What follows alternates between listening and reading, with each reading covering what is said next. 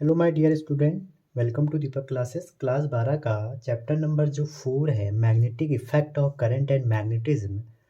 अगर आप इस चैप्टर में देखें बच्चों, यहाँ पे हमें अगर फॉर्मूले याद हैं तो आधी से ज़्यादा चीज़ें जेई मेन या नीट जो भी एग्ज़ाम आप क्रैक कर रहे हैं आपका सही जाएगा। ठीक है, तो इसलिए मैंने सोचा एक छोटी सी वीडियो आपको फॉर्मूले की दी जाए। अभी कितनी छोटी होगी मुझे नहीं पता, मे बी आधे घंटे की हो सकती है, 1 घंटे की भी हो सकती है। ठीक है, चलिए शुरू करते हैं। देखो, अगर कोई इनफाइनाइट हमारा जो मैग्नेटिक फील्ड है, कोई हमारा मैग्नेटिक फील्ड निकालना है किसी करंट एलिमेंट, आइडियल आइडियल क्या है, करंट एलिमेंट है, तो बायो सेवर्ट लॉ के हिसाब से पी पॉइंट पे जो मैग्नेटिक फील्ड की वैल्यू होती है वो कितनी होती है, d v equal to mu not over 4 pi, और इधर आ जाएगा बच्चों I dl current element into r over r cube. ये वेक्टर क्वांटिटी है करंट एलिमेंट, तो इसकी वजह से ये हमारा मैग्नेटिक फील्ड की जो है फॉर्मूला है। थोड़ा सा और रीअरेंज करिए इसको, ये इसका वेक्टर फॉर्म है। अगर आप देखें,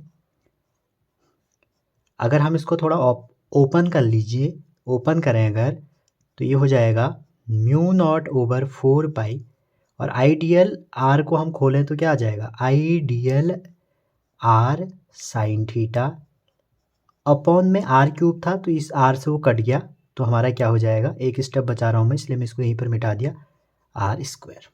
समझ रहे, ये हमारा magnetic field due to Biot Savart law है या current element at angle theta. अब आप देख सकते हैं थीटा जो है हमारा वो कहाँ पे लगेगा। ठीक है, थीटा की वैल्यू क्या होगी और ये लॉ कैसे लगेगा। ठीक, थीटा 0 होगा, साइन 90 होगा। ठीक है, 0 होगा तो साइन में 0 हो जाएगा, साइन 0 हो जाएगा। अगर 90 होगा तो फिर ये 90 साइन 1 हो जाएगा। तो कब मैक्सिमम होगा कब मिनिमम होगा ये आप निकाल सकते हैं।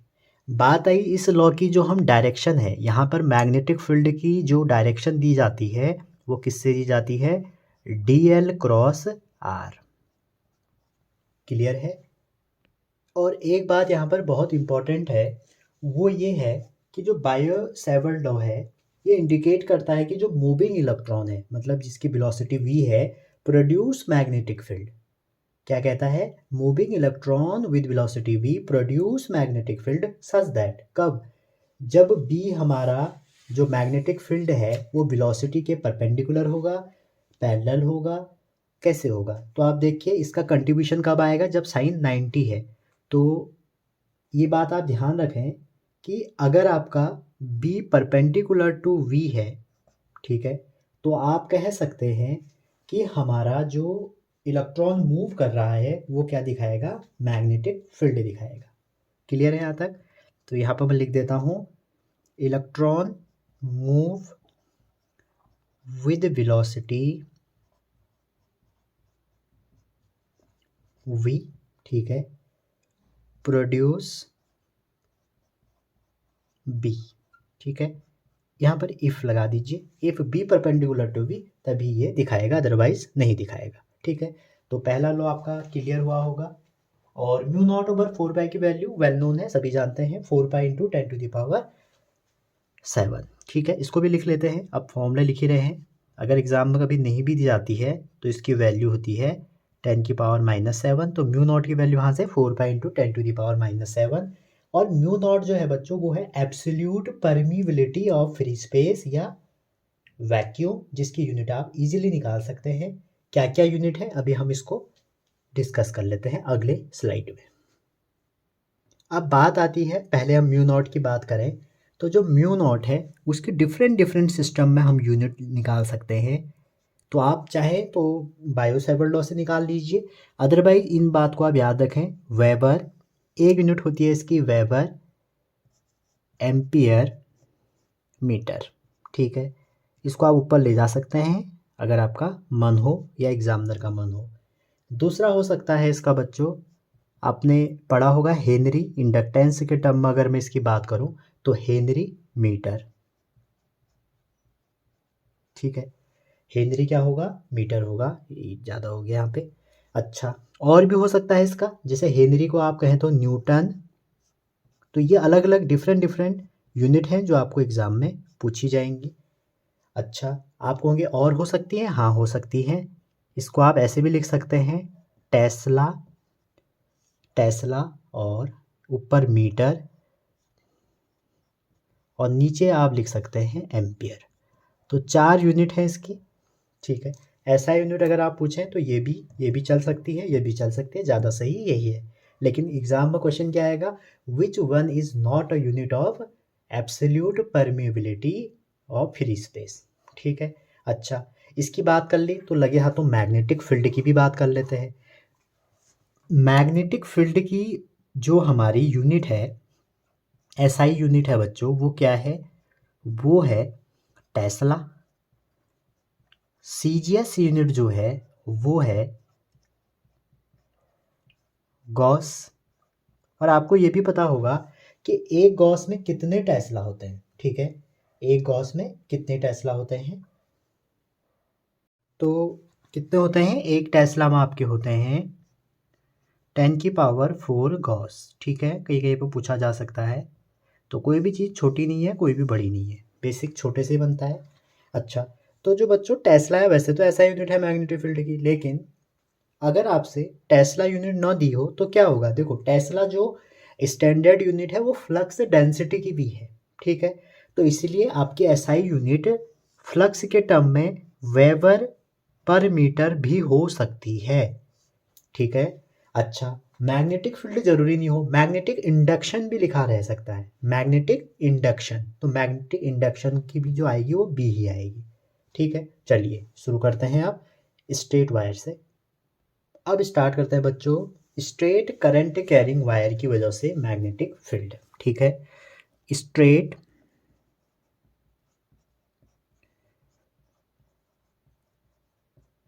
करंट कैरिंग कंडक्टर कह लीजिए, वायर कह लीजिए, ठीक है। तो मान लीजिए ये आपका, इसमें अलग अलग केस हो सकते हैं।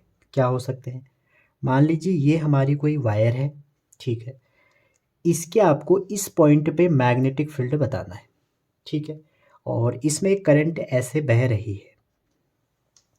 अभी आप देख लीजिए ये जो वायर है, ये हमारी कैसी वायर है, ये हमारी बच्चों एक फाइनाइट वायर है, क्योंकि इसके जो दोनों सिरे हैं वो ख़त्म नहीं हुए, ख़त्म हो गए हैं यहाँ पे, ठीक है। तो फाइनाइट वायर का अगर आपसे कभी पूछे, अब लेकिन इसमें एंगल डिपेंड किस पे करता है, एंगल। तो जैसे ये वाला है और ये वाला पार्ट है, ठीक। मान लीजिए आपको ये डिस्टेंस आर दी है यहाँ से लेके यहाँ तक, ठीक है। और ये वाला जो एंगल है ना, ये φ1 है, और ये वाला जो एंगल है ये φ2 है। अब आपसे पूछा गया कि बताइए इसका मैग्नेटिक फील्ड कितना होगा, समझ रहे हैं कहाँ पर, पॉइंट पी पे। तो आपका कितना हो जाएगा, आपका बी हो जाएगा μ0I अपॉन 4πr, इतना तो आपको याद रहना चाहिए, अपॉन साइन φ1 प्लस साइन φ2। अच्छा, अब सोचिए अगर आपको ये φ1 φ2 नहीं दिया है, आपको क्या दिया है, ये वाला एंगल, ये बीटा दे दिया, और मान लो ये वाला अल्फा दे दिया। अब क्या निकालोगे, तो इसके लिए भी फॉर्मूला होता है, इसी से निकलता है। देखो जो अल्फा है ना हमारा, अगर आप अल्फा को देखोगे, अल्फा है हमारा 90 माइनस φ1, और बीटा है हमारा 90 प्लस φ2। कभी मैं इसको डिटेल में डिस्कस करूँगा तो कैसे आया बताऊँगा। तो उस केस में जब आप इसको रखेंगे तो क्या हो जाएगा, μ0I/4πr। तो यहाँ पर साइन φ1 है तो ये चेंज हो जाएगा cos alpha minus cos beta में। तो तैयार रहिए, चाहे φ1 φ2 दी है चाहे नहीं दिया है, ठीक है। अच्छा, मान लीजिए ये जो वायर है हमारी वो क्या है, हमारी वायर के φ1 और φ2 क्या है, दोनों सेम है। अगर हमारे कोई फाइनाइट वायर ऐसी है जिसके φ1 φ2 सेम है तो आप इजीली निकाल सकते हैं, मैं उसको करवा नहीं रहा हूँ। फाई और फाई को बराबर कर दीजिए। अगर हमारी इस वायर का जो लेंथ है वो क्या हो जाए, इनफाइनाइट, तो दूसरा केस इसका है फॉर इनफाइनाइट लेंथ। अगर बच्चों इनफाइनाइट लेंथ होगी तो हमारा φ1 और φ2 की वैल्यू आपने रख देना है 90, तो जैसे ही आप 90 रखेंगे तो बी की वैल्यू आ जाएगी म्यू नॉट आई अपॉन में 2 पाई आर। ठीक है। केस थर्ड, अगर आपकी वायर की लेंथ इनफाइनाइट तो है, ठीक है, लेकिन जो आपका ये पॉइंट पी है वो कहाँ पर है, वो आपका ऐसे है। देखो अगर ये आई है, पी कहाँ पर है, यहाँ पर है, तो इसको आप सेमी इनफाइनाइट वायर भी कह सकते हैं, ये आर डिस्टेंस है। तो इस केस में जो आपका फाइव वन हो जाएगा वो हो जाएगा 90 और जो फाइव टू है वो हो जाएगा 0। तो जैसे इसमें रखेंगे तो आपका आ जाएगा B mu not I over 4 pi r. ठीक है, म्यू नॉट ये आपकी यहाँ से यहाँ पे निकालना था। अब बात आती है कि इसकी डायरेक्शन कैसे निकलेगी। तो आपने पढ़ा होगा राइट हैंड रूल। ठीक है, तो राइट हैंड रूल के बारे में अगर मैं आपको बताऊं, आपको अपनी फिंगर रखनी है, आपको अपनी फिंगर रखनी है जिस पॉइंट पे आपको बी निकालना है। मान लीजिए ये है, ऐसे है, तो आपको थंब की डायरेक्शन में, थंब आपको करंट की डायरेक्शन में रखना है और ऐसे रखना है। मान लीजिए यहाँ पे बी निकालना है इस पॉइंट पे, तो इस साइड को आपने ऐसे रखना, कर्ल करना है। ठीक है, तो जैसे आपने कर्ल करना है तो कहाँ को जा रही है, अंदर को जा रही है, तो उसका निशान है क्रॉस। ठीक है, और उसको बोलते हैं इन। ठीक है, अंदर को जा रही है। और अगर आपको इधर निकालनी है तो देखिए आपने ऐसे रखा, फिर यहाँ को आपको निकालना था तो ये बाहर को आ रही है, दैट मीन्स आउटवर्ड। तो इसको दिखाते हैं हम डॉट से, और या आप इसको आउट लिख सकते हैं। ठीक है, तो इसकी जो डायरेक्शन है वो हम राइट हैंड थंब रूल से देते हैं। क्लियर है? चलिए आगे चलते हैं। या बोल सकते हो मैक्सवेल स्क्रू रूल से भी हम इसको दे सकते हैं। मैक्सवेल स्क्रू रूल वैसे हम गोल चीज़ों पे लगाते हैं जहाँ पर हमारी बॉडी गोल आएगी। यहाँ पर आप राइट हैंड पाम रूल भी लगा सकते हैं। ठीक है, तो अलग अलग हैं, आपने पढ़े होंगे। चलिए आगे देखते हैं। अगर आपको करंट कैरिंग सर्कुलर रिंग की वजह से निकालना है तो क्या होगा, देखिए मान लीजिए कोई रिंग है, ये रिंग है। पहले इसमें डायरेक्शन की बात कर लें, तो जैसे मान लीजिए इसमें करंट ऐसे बह रही है आई। ठीक है, इस साइड को आई बह रही है, तो आप देखिए ये इसमें जो डायरेक्शन होगी इन होगी। कैसे होगी, आपने अपने फिंगर को इस साइड को करना है जिस साइड करंट बह रही है, और आपका थंब बताएगा करंट की डायरेक्शन। तो आप ये भी बोल सकते हो, इसमें रट्टा भी मार सकते हो कि क्लॉकवाइज में इनवर्ड, और वही अगर एंटी क्लॉकवाइज होगी ACW तो एंटी क्लॉकवाइज में आउट हो जाएगी। ठीक है, और तरीका ये है कि अपने आप फिंगर को रखिए, यहाँ थंब नहीं फिंगर रखना है, तो ये आउट बता रहा है, और इधर देखें तो ये इन बता रहा है। ठीक है, अच्छा जी, तो इसमें देखते हैं फॉर्मूला।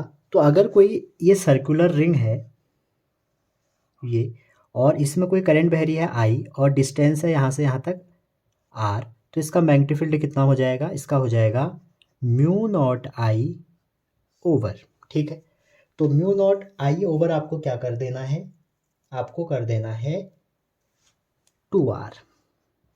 ठीक, अगर ये रिंग पूरी ना होके आधी होती, आधी रिंग में आपको निकालना था, तो मान लो ये बी था, तो इसका जो हो जाता वो हो जाता B/2। अगर ये 1/4 रिंग होती, 1/4 ये मान के चलिए, और इसमें आई करंट है, और वही अगेन ये आर है। ठीक है, तो ये 1/4 है, तो आप समझ लीजिए जो बी है इसका ये क्या हो जाएगा B/4। फोर्थ पार्ट है ना, इसको अगर आप 4 लाओगे तब बनेगा। बी की वैल्यू ये है। तो जब आप इसको सॉल्व करेंगे तो आप कह सकते हैं mu not I over 2×2 = 4R। ठीक है, इसको करें तो म्यू नॉट आई ओवर, अब देखो 2 था और यहाँ 4 हो गया तो 8R। लेकिन अगर आपका एक सेक्टर बन गया, सेक्टर कैसे, ये एक सेक्टर बन गया और इसका निकालना है,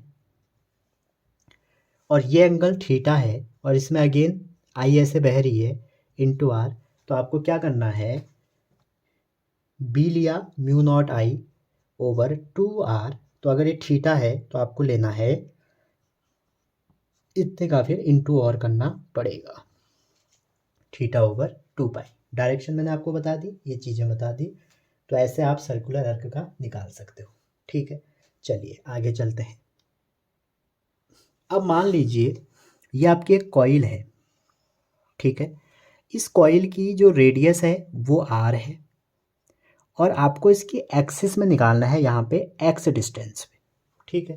वैसे तो इसका छोटा सा एक डेरिवेशन है, इसमें कोई करंट आई बह रही है, तो यहाँ पर ये मान के चलिए ये आइडियल एलिमेंट है। तो जब आप यहाँ पे निकालेंगे, इस एक्सिस पे निकालेंगे, तो एक्सिस का जो मैग्नेटिक फील्ड होगा, ये कॉइल है बच्चों, ठीक है। तो बी एक्सिस जो होगा, ये बहुत इंपॉर्टेंट रिजल्ट है, इसको आप ज़रूर याद करें। बी एक्सिस की जो वैल्यू आएगी μ0/4 पाई। अच्छा एक बात आप याद रखें, मैंने सब में नंबर ऑफ टर्न एक लिया है, अगर आपको 2 3 4 पूछेगा तो उतने का आप इंटू कर देंगे। तो जैसे वायर का क्या था, μ0I/4R 2R, ठीक है। फुल का क्या था, 2R था। तो अगर मैं नंबर ऑफ टर्न दे दूं तो क्या हो जाएगा, μ0NI/2R। μ0I/2πR वायर का था, अगर n हम इंक्लूड करते हैं तो उसमें n का इंटू करना पड़ेगा। यहाँ पर मैं आप कर देता हूँ, जैसे ही हो जाएगा 2 पाई, ठीक है। 2 पाई, इसको मैंने 2 पाई के फॉर्म में बना दिया है, आई आर स्क्वायर अपॉन में आर स्क्वायर, क्योंकि ये वाला जो वैल्यू होगी यहाँ पे निकालने में r square plus x square होगा, तो r square plus x square की पावर 3/2 ये हो जाएगा। अब आप देखिए, अगर इसमें नंबर टर्न एक है तो अब तो ये लोगे, अदरवाइज एक एन का इंटू कर दोगे, ये मैं कहना चाह रहा हूँ, ठीक। एन नंबर ऑफ टर्न है। अगर आपसे पूछा जाए कि भैया सेंटर पे कितना होगा, तो सेंटर पे आप क्या करोगे, ठीक है, सेंटर अच्छे से ही लिख लो। बी सेंटर पे हो जाएगा आपका, आप क्या करिए, एक्स को 0 कर दीजिए, ये जो एक्सिस में है ये इसको यहाँ ले आइए। तो जैसे ही एक्स 0 करोगे तो बी सेंटर कितना हो जाएगा, बी सेंटर हो जाएगा, पूरा सॉल्व करिए, μ0, ठीक है, 2 पाई से 2 पाई कट जाएगा, तो μ0NI/2R, जो अभी आप सर्कुलर रिंग का निकाल रहे थे, सर्कुलर कॉइल का निकाल रहे थे, वही तो बन के आ गया, ठीक है। अच्छा अगर आपसे पूछा जाए इसमें कि रेशियो बताइए इन दोनों का, तो उसको एक बेस्ट रिजल्ट है B centre over B axis. अगर आप इसका रेशियो निकालते हैं तो आपका पूरा अप्रॉक्सीमेशन करके बता रहा हूँ मैं आपको, ये आएगा, इसको आप याद रखें। और इसको थोड़ा सा बाइनोमियल थ्योरम लगा के सॉल्व करे जाए तो आपका क्या हो जाएगा, ये -3/2 नीचे आ जाएगा। इतना ही रहने दीजिए, आपको करना है तो कर लीजिए, 1 - 3/2 x square by r square, ठीक है। ये आर हमारा रेडियस है, ठीक है बच्चों, ठीक है। ये हमारी आर स्क्वायर थी, तो ये हमारा आर स्क्वायर था, ठीक है। यहाँ तक आप समझ गए होंगे, तो ये इम्पॉर्टेंट रिजल्ट है, ठीक है। अब इसमें बहुत सारे ऐसे केस हैं, आपसे पूछा जाएगा कि बताइए जब रिंग पे छोटा है बड़ा है, तो बहुत सारी चीज़ें हैं, इससे आप निकाल सकते हैं, ठीक। अब हम इसके अगर ग्राफ की बात करें तो इसका जो ग्राफ आता है वो ऐसे आता है, ऐसे करके आता है, ठीक है। तो ये जो पॉइंट है ये x = माइनस, ये तो प्लस हो जाएगा, +r/2, ठीक है। और इधर b दिखाया है हमने, इधर डिस्टेंस दिखाई है, तो इस साइड के लगभग यहाँ पे x = -r/2 आ जाएगा। आप यहाँ पे ध्यान दीजिए, जो +r/2 और -r/2 है, सेंटर से दोनों साइड, यहाँ पर आपका जो मैग्नेटिक फील्ड होगा उसकी वैल्यू मैं बता रहा हूँ, x = +-r/2 पे जो इसकी मैग्नेटिक फील्ड की वैल्यू होगी वो होती है 4μ0NI/5√5R, ठीक है। ये पूछा गया है, एनसीईआरटी में आपका डेरिवेशन भी है, अगर आप एक्सरसाइज खोलेंगे तो आप इसको कर सकते हैं। इसी का जो अरेंजमेंट है, जो हमने इसको आगे ले गए, वो हेल्मटोज कॉइल पे ले गए हैं, अभी मैं आपको उसको आगे बताऊंगा। तो यहाँ पर जो हमारा ये r/2 है, ठीक है, तो यहाँ पर इसको हम पॉइंट ऑफ इन्फ्लेक्शन भी बोल देते हैं, ठीक है। तो dv/dx जो है हमारा एक पॉइंट में यहाँ पे कांस्टेंट हो जाएगा, इस पॉइंट पे, ठीक है। तो ये हमारा था कॉइल के बारे में। तो आप चलते हैं हेल्मटोज कॉइल पे, वो क्या होता है देखिए, यही केस है, बस उसमें क्या करेंगे, उस केस में क्या करेंगे बच्चों, 2 कॉइल लेंगे, जैसे एक कॉइल ये ले ली आपने, एक कॉइल ये ले ली, ठीक है। इस कॉइल की कहानी क्या है, अगर इसकी रेडियस आपकी आर है तो इसकी भी रेडियस आपकी आर होनी ज़रूरी है, ठीक है। और इसका अगर ये बीच में ओ पॉइंट है तो इसकी इस पॉइंट से यहाँ तक की डिस्टेंस, ठीक है, और इस पॉइंट से यहाँ तक की डिस्टेंस क्या होगी, सेम होगी, ठीक है। और किसके बराबर होगी, रेडियस के बराबर होगी, मतलब ये भी आर होगी, ये भी आर होगी। करंट बहने का जो तरीका है, सेंस है, वो भी सेम होगा। अगर इसमें इधर को बह रहा है तो इसमें भी इधर को बहेगा। तो इस अरेंजमेंट को बोलते हैं हेलमटोस कॉइल, ठीक है। तो इसका अगर आपसे पूछा जाए कि इस बी पे या ओ पे मैग्नेटिक फील्ड कितना होगा, ये भी आपके एनसीईआरटी में है, इसलिए मैं इसको आपको बता दे रहा हूँ, म्यू नॉट NI ओवर 5√5, ठीक है। और कहाँ पर है, आप एडिशनल एक्सरसाइज का पहला क्वेश्चन देखिएगा, आपको है कि प्रूव दैट ये करके। तो जेई वाले तो तैयार रहें, जिस दिन नज़र पड़ेगी उस दिन आपको ये क्वेश्चन पूछा जाएगा, ठीक है। तो कितना ओ पे हमारा होगा, तो इतना होगा। अगर इसमें करंट की डायरेक्शन सेम नहीं होती है तो ये हेल्मटोस कॉइल नहीं होगा, ठीक है। अच्छा जी, इस पे हमारा एक इंस्ट्रूमेंट भी होता है जिससे हम करंट नापते हैं, यूनिफॉर्म मैग्नेटिक फील्ड नापते हैं, जो वो है हेल्मटोस गैल्वेनोमीटर करके भी आता है, तो आप उसको देख सकते हैं, गूगल कर सकते हैं, तो आपको मिल जाएगा, ठीक है।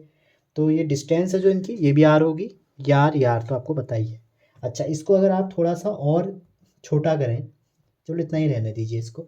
अच्छा, इसका ग्राफ बनता है, तो ग्राफ बनेगा तो 2 का फिर ओवरलैपिंग बनता है, x इक्वल टू -a/2 और या r/2 और प्लस r/2 पे इसका ओवरलैपिंग बनता है। ये थे हमारे सर्कल के सारे केस, ठीक है। अब इसी में आप मान के चलो, इसी के अरेंजमेंट का थोड़ा सा एडवांस पार्ट है कि अगर जैसे एक कॉइल ये है और एक कॉइल ये है, इसको तो आप आराम से निकाल भी सकते हैं। पहले की रेडियस R1 है और दूसरे की रेडियस R2 है, ठीक है। और पहले में जो करंट बह रही है इसमें I है और इसमें भी I है। तो आपसे पूछा गया ये वाली जो रिंग है ये कंसेंट्रिक रिंग है, तो इसमें आपसे कहा कि कोप्लेनर कंसेंट्रिक रिंग में कॉमन सेंटर होगा, ठीक है। कैसे पहचानोगे कि अगर कोप्लेनर और कंसेंट्रिक रिंग है, इसका मतलब है जो बोथ रिंग है, दोनों रिंग हैं वो सेम प्लेन में होंगी विद कॉमन सेंटर। तो अगर करंट सेम डायरेक्शन में होगी तो उस केस में जो मैग्नेटिक फील्ड होगा वो कितना हो जाएगा, म्यू नॉट ओवर 4 पाई, ठीक है। 4 पाई के टर्म में मैंने इसको बना दिया, 2 पाई I 1/R1, ठीक है, प्लस 1/R2, ठीक है। ये अलग है, इतना इसका वो होगा। अगर करंट डिफरेंट डायरेक्शन में होगी तो यहाँ पे एक माइनस आ जाएगा। करंट अगर डिफरेंट पे होगी तो आपका mu not over 4 pi 2 pi I 1-R1 -1/R2, ठीक है। 1/R1 होना ज़रूरी है क्योंकि आपको पता होगा कॉइल का जो मैग्नेटिक फील्ड है 1/R है, तो R जिसका कम होगा ये इसका ज़्यादा होगा, तो इसलिए R पहले वाले का कम होगा तो पहले वाले का मैग्नेटिक फील्ड ज़्यादा होगा। ये कैसी रिंग है, ये कोप्लेनर एंड कंसेंट्रिक रिंग का केस है, ठीक है। अब हम करेंगे non coplanar and concentric ring. अब जो हमारी अगली रिंग है वो है नॉन कोप्लेनर लेकिन कंसेंट्रिक रिंग है, ठीक है। सर्कल एक ही जगह पर है लेकिन एक प्लेन में नहीं है। कैसे होंगे देखो, अगर पहला ऐसे है तो जो दूसरा वाला है वो हमारा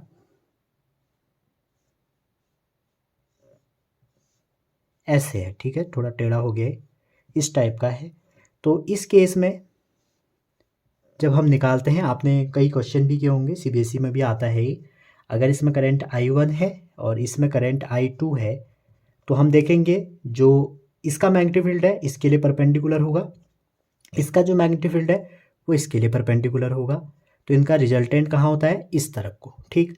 तो जो B की वैल्यू होती है इस केस में बच्चों वो होती है रूट रिजल्टेंट, क्योंकि 90 का एंगल बन गया, B1 का स्क्वायर प्लस B2 का स्क्वायर, रूट वही लगा लीजिए mu not over 2R I1 का square plus mu naught 2R, ठीक है, रेडियस दोनों का सेम होगा, I2 का स्क्वायर, क्योंकि सेंटर तो कॉमन है ना, तो यहाँ से आप कह सकते हैं mu not over 2R common ले लिया तो root I1 square plus I2 square. ठीक है, कई बार इसका एंगल पूछा जाता है तो आप लगा सकते हैं टेन थीटा इक्वल टू, इसमें लगाएंगे तो B2/B1 वेक्टर से। ठीक है, तो B2/B1 में देखें तो आ जाएगा I2/I1। क्लियर है, क्योंकि μ0/2r दोनों में होगा, दोनों से एलिमिनेट हो जाएगा। क्लियर, आगे चलते हैं। आई होप इतना आपका क्लियर है। अगर कोई वायर है, वायर के केस में बताना भूल गया, जैसे ये एक वायर है, ठीक है, इसमें आई करंट बह रही है और आपको यहाँ पर मैग्नेटिक फील्ड निकालना है, तो आप मुझे बताइए इसका इससे एंगल कितना हो गया, जीरो। तो हमेशा जीरो मैग्नेटिक फील्ड आएगा। जैसे आपको इसका यहाँ निकालना है तो भी जीरो आएगा, इसका यहाँ निकालना है तो जीरो, क्योंकि जो बायोसेवर्ट लॉ है वो क्या है, μ0I sin θ/r²। तो साइन जीरो हो जाएगा तो सब कुछ जीरो हो जाएगा। ठीक है, चाहे कितना भी आप फील्ड लगा लो। चलिए आगे चलते हैं, जीरो मैग्नेटिक फील्ड का केस। अब जो जीरो मैग्नेटिक फील्ड का केस है वो कैसे है, देखो कोई भी फिगर है, जैसे मान लो ये फिगर है, इसमें हमारी करंट यहाँ से आपने छोड़ी और यहाँ से निकाली, लेकिन डायरेक्शन आप बदलनी नहीं है। अगर ऐसे है तो आप बिना देखे बच्चों इसमें बी को सेंटर पे अगर पूछेगा जीरो हो जाएगा, यहाँ पर पूछेगा जीरो हो जाएगा। जैसे मान लीजिए गोल है, यहाँ से आई, यहाँ से चली गई, ठीक है, तो यहाँ से आई, ये आई, ये आई, ये आई, तो यहाँ पर ओ पर पूछेगा तो जीरो होगा। अगर यही कंडीशन में एक ऐसे और एक ऐसे हो जाता तो आप इस सेंटर ओ पे बी को जीरो नहीं कहेंगे। तो कोई भी सरफेस आपको देते हैं, चाहे क्यूब दे दे, चाहे कुछ भी दे दे, तो उस केस में अगर करंट की डायरेक्शन लेफ्ट से राइट को है या राइट से लेफ्ट को है सबकी, तो मैग्नेटिक फील्ड को आंख बंद करके जीरो कर सकते हो। ठीक है, नेक्स्ट अगला आपने पढ़ा होगा कि जो बी है, बी इक्वल टू जो आपका बी डी एल है, मैग्नेटिक फील्ड का जो लाइन इंटीग्रल है वो μ0/I एनक्लोज के बराबर होता है। ये एम्पियर लॉ है जो कि बाद में गलत हो गया। इसका हम एप्लीकेशन करें अगर सॉलिड सिलेंडर पे, तीन टाइप के सिलेंडर हैं हमारे, तो सिलेंडर की कहानी बड़ी अच्छी है। अगर आप एनसीईआरटी में जाएंगे तो सिलेंडर के दो, एक आपको एग्जाम्पल में मिलेगा, वो भी कई बार पूछ लिया गया है। तो एक आपको क्लियरली पता होना चाहिए कि सॉलिड सिलेंडर क्या होता है। ठीक है, जो पूरा भरा है, जैसे जिससे आपकी मम्मी या आपकी बहन, आप तो नहीं बनाते होगे, रोटी बनाते हैं, वो वाला सिलेंडर सॉलिड सिलेंडर है। ठीक है, अच्छा जी, अगर आप खेती करते होंगे तो आपने देखा होगा, आप जब गेहूं होते हैं तो एक ड्रम में भरते होंगे, अगर उसका दोनों तरफ का ढक्कन हटा दो तो वो होलो सिलेंडर है। ठीक है, पूरा खाली है अंदर से। और अब होलो सिलेंडर में भी दो कंडीशन है, होलो सिलेंडर है लेकिन थिक सिलेंडर है, थिक, और एक थिन है। ठीक है, वही एक खाते पीते घर का है, एक थोड़ा कम खाता है, थिन सिलेंडर है। ठीक है, थिन सिलेंडर जैसे कि आप एग्जांपल देख सकते हैं, बहुत पतला सा जो सिलेंडर होगा जो बीच में पूरा खाली होगा। ठीक, तो इन तीनों का जो मैग्नेटिक फील्ड है, इसमें तीन केस बनते हैं। अगर आपसे इनके इनसाइड पूछें तो क्रॉस सेक्शनल व्यू में अगर देखेंगे तो इसका जो आपका सॉलिड सिलेंडर है उसका क्या होगा, इनसाइड में अगर हम देखें पूरा भरा हुआ होगा अंदर, तो अंदर पूरा भरा होगा यहाँ पर पूरा ऐसे भरा होगा। अगर इसका क्रॉस सेक्शनल देखें तो बी हमारा जीरो नहीं हो सकता। जबकि इन दोनों का आप देखोगे, जो आपका थिन सिलेंडर है, जो आपका थिन सिलेंडर है वो जनरली ऐसे होगा, थिन सिलेंडर, ठीक है, पूरा खाली होगा अंदर से, तो इसका बी इनसाइड क्या होगा, हमेशा जीरो होगा। वहीं अगर आप थिक की बात करें, थिक ऐसा होगा कि जैसे ये सिलेंडर है, इसमें जो बाउंड्री है वो भरी हुई होगी, यहाँ वाली ये भरी हुई होगी ऐसे। ठीक है, ये सिलेंडर का मुंह है। ठीक, समझ रहे होंगे आप। ये अगर मैं आपको एग्जांपल से बताऊं, ये ऐसे है, जैसे ये है, तो ये वाला पूरा भरा हुआ दिखेगा। देखो ये सॉलिड सिलेंडर है, ये जो है हमारा ये सॉलिड है। अगर यहाँ से भी बंद कर दूँ, सॉलिड है। जैसे ही मैं इसकी इंक और वो सब निकाल दूँ तो ये हॉलो बन जाएगा, और कौन सा बनेगा, थिन वाला बनेगा। ठीक, तो थिक सिलेंडर के यहाँ पर इस पॉइंट पे बी तो जीरो होता है, लेकिन यहाँ पर बी जीरो नहीं होगा। समझ रहे हैं? अच्छा जी, अब बात आती है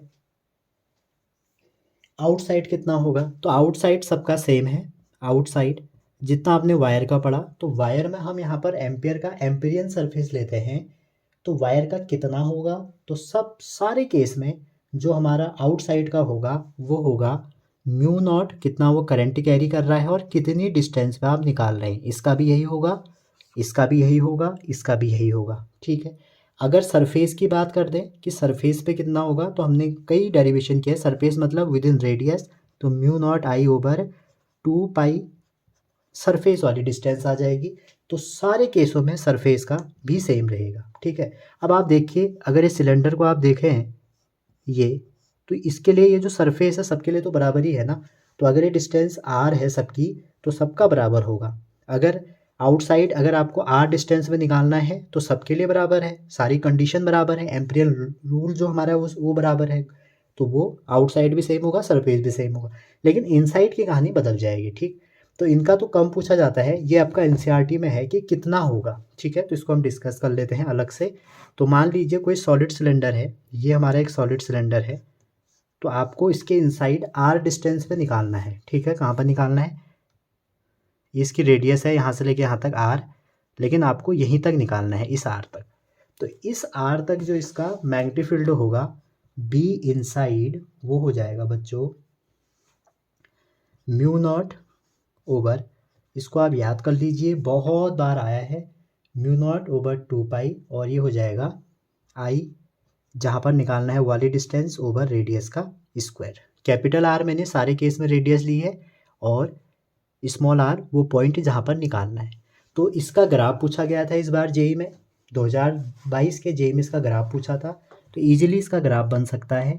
अगर ये बी है और ये आर है, तो इसका इनसाइड क्या हो रहा है, लीनियर आ रहा है। देखिए आप यहाँ पर ये लीनियर आ रहा है, ठीक है। तो इसका ये लीनियर आ रहा है, तो ये लीनियर, उसके बाद इसका फिर ये डिकेइंग हो जाएगा, क्योंकि सब में 1/r है। इसका होलो का अगर आप इनसाइड का देखें तो 0 हो गया, ये बी है, ये आर है, और एक टाइम बाद ऐसे हो गया। और सिमिलरली इसका भी कुछ नहीं है, लेकिन एक टाइम के बाद ये हो गया। तो इन दोनों के ग्राफ सिमिलर हैं, ये इंपॉर्टेंट है। अगर आपको यकीन नहीं है, आप एनसीईआरटी उठाइए, उसमें ये क्वेश्चन है राइट हैंड में, और क्वेश्चन नंबर अभी मेरे पास एनसीईआरटी अवेलेबल नहीं है, नहीं तो मैं आपको करवा देता, ठीक है। तो ये सिलेंडर के सारे केस हो गए। अच्छा जी, अगर 2 रेडियस देंगे फिर आप रेडियस का डिफरेंस कर लेना, इफेक्टिव हमें जो डिफरेंस है वो लेनी पड़ेगी। चलिए आगे चलते हैं सोलेनोइड पे। अगर आप सोलेनोइड की बात करें, ठीक है, तो सोलेनोइड जनरली हमारा कहते हैं कि जो सोलेनोइड है वो बार मैग्नेट है। क्यों है ये आपको पता होगा, क्योंकि इसकी जो मैग्नेटिक फील्ड लाइनें हैं वो बार मैग्नेट जैसी ही दिखती हैं, ठीक है। ये इसके नंबर ऑफ टर्न है। तो सोलेनोइड की खासियत ये है बच्चों कि जैसे आपका ये कोई ऐसे टर्न है, इस सोलेनोइड में आपको क्या ध्यान देना है कि एक सिलेंड्रिकल कॉइल को हम टाइटली वाउंड कर देते हैं किसी इंसुलेटिंग मटेरियल पे, ठीक है। और जिसमें क्या होता है, जो इसकी लेंथ है एल, ये बहुत ज़्यादा कर दी है रेडियस से, ठीक है। इसके रेडियस से ये लेंथ हमने बहुत ज़्यादा कर दी है, तो हम इसको सोलेनोइड कहेंगे। अब सोलेनोइड का हमारा एक पोल नॉर्थ कहलाता है और एक पोल हमारा साउथ कहलाता है, ठीक है। मान लीजिए करंट ऐसे है और ये ऐसे जा रही है, ठीक। और जैसे ही आप इस सोलेनोइड के बारे में पढ़ें, सोलेनोइड के जो अंदर मैग्नेटिक फील्ड होता है वो यूनिफॉर्म होता है, जिसकी वैल्यू म्यू नॉट एन आई होती है, और एन जो है वो है number of turn per unit length. कई बार क्वेश्चन आए हैं कि जो सोलेनोइड है उसका एंड पॉइंट का कितना होता है, तो बी एंड पॉइंट का जो सोलेनोइड है उसका ये जो बी है इसका आधा होता है। तो इसका ग्राफ भी अगर आप बनाएं तो ग्राफ कैसे बनेगा, एंड पॉइंट पर देखें, ठीक है, मैक्सिमम, और ऐसे ऐसे करके एंड पॉइंट पे इसका ग्राफ बनता है, ठीक है। तो ये हमारा सोलेनोइड का केस है पूरा। अब वैसे ही एक टोराइड होता है, टोराइड का भी वही सेम केस है, जैसे वायर का निकालते हैं उतना ही उसका निकलेगा, ठीक है। टोराइड आप देख लीजिएगा। अच्छा, एनसीईआरटी में एक ये भी डायरेक्शन बनाई है कि जैसे इसमें करंट की डायरेक्शन है, जैसे जो भी हमारी ऐसे करंट इसमें बह रही है, अगर आप उस साइड को, जैसे मान लीजिए ये सोलेनोइड है जो मैं अभी लिख रहा हूँ ऐसे, ये है, अच्छा एक ऊपर को होगा, एक नीचे को, तो एक ऊपर को, एक नीचे तो एक ऊपर को, एक नीचे को तो एक ऊपर को, एक नीचे को तो ऊपर को, एक नीचे को तो एक ऊपर को, ऐसे करके होगा ना। जब एक वायर ऐसे ऐसे लिपटा होगा तो एक में जाएगी तो एक से फिर आएगी ना वापस। तो जैसे इसमें मैंने ऐसे इसको पकड़ा है, तो जो मेरा थंब है ये नॉर्थ को दिखाएगा, ठीक है। ये एनसीईआरटी में इसकी डायरेक्शन बताई है। अच्छा आगे चलते हैं, आगे चलो, ये वीडियो बहुत बड़ी, चलो एक टॉपिक और देख लेते हैं। वैसे तो बहुत अभी हमारी 2-3 चीज़ें और बची हैं इसमें। अब जैसे कि आपका ट्रेजेक्ट्री है किसी भी पार्टिकल की, अगर कोई पार्टिकल है, देखो फोर्स ऑन चार्ज पार्टिकल, अगर चार्ज पार्टिकल पे आपको फोर्स निकालना होगा इन मैग्नेटिक फील्ड में, तो कितना होता है, F = QVB साइन थीटा, या आप इसको लिख सकते हैं क्यू वी क्रॉस बी। और वहीं अगर इलेक्ट्रिक फील्ड में देखें तो वो हो जाता है क्यू ई। तो दोनों को जब हम कंबाइंड कर देते हैं तो उसको हम बोलते हैं लॉरेंज फोर्स। इसको हम क्या बोल देते हैं, लॉरेंज फोर्स। ठीक है, इतना आज कर लीजिए, फिर एक दूसरा पार्ट बनाऊंगा इसका, उसमें सारे फॉर्मूले बाकी डिस्कस करूंगा। Thank you.